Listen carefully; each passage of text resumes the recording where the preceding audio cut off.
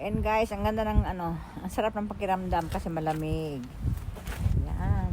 Tapos mayroon tayong tagay tayo dyan. Tagay. Oh. Yan. Tapos, tingnan natin yung ayan po. Ayan. Ang ganda tingnan, no? Ayan. Barko po yan.